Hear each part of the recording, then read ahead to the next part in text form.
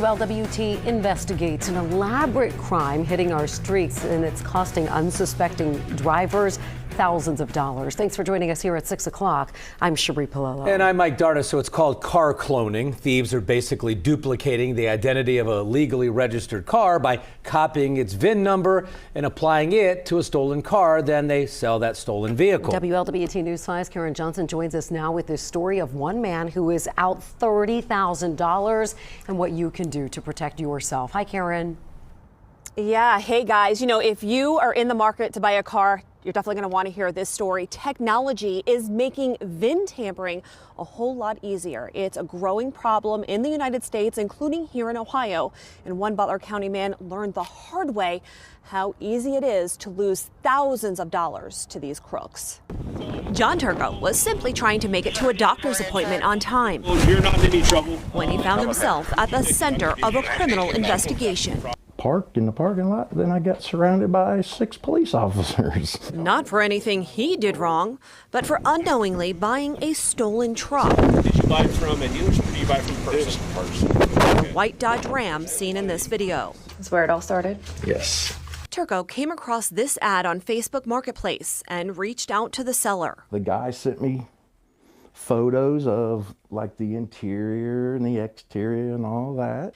Including photos of the vehicle identification number. And he sent me that. That's the one in the dash. Here's the sticker that goes on the door. And he told me how he used to live in Tennessee. So it all lined up with the Tennessee title. Turco was interested. He ran 3 VIN checks. You can see where it says it's, this vehicle was never reported stolen or under a salvage title.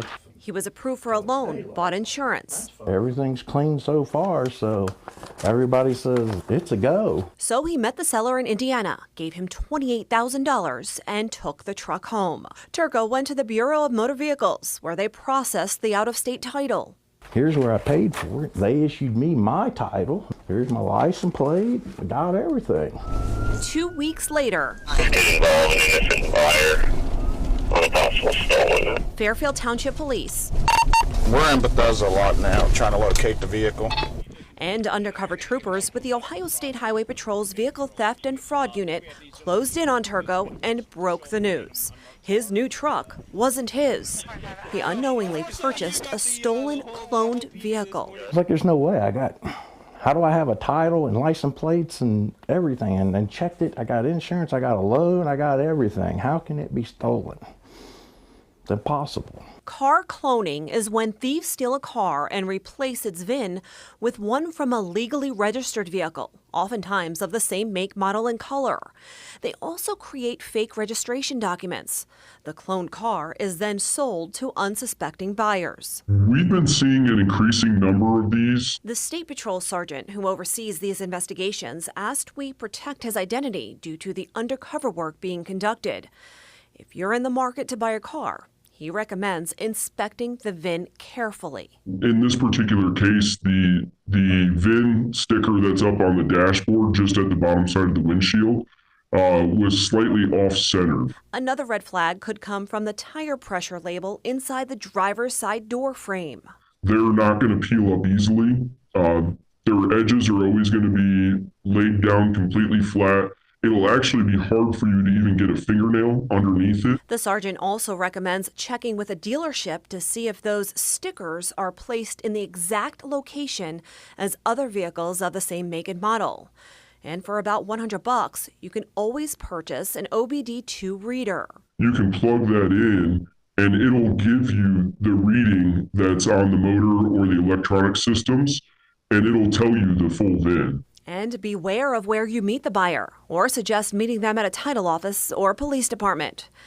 If you end up like John Turco and inadvertently buy a cloned car, it will be confiscated, and you too could be out more than $30,000. It's mind-boggling is what it is. And right now, John Turco is responsible for the loan he took out on the car, which is costing him $450 a month for the next 5 years. He's also out the money for the oil change, the hardtop, sideboards, and all of the BMV costs. One thing he did learn, If you buy a car from a dealership in the state of Ohio, you have more protections through the Attorney General's office. You have fewer protections if you buy it from a private seller.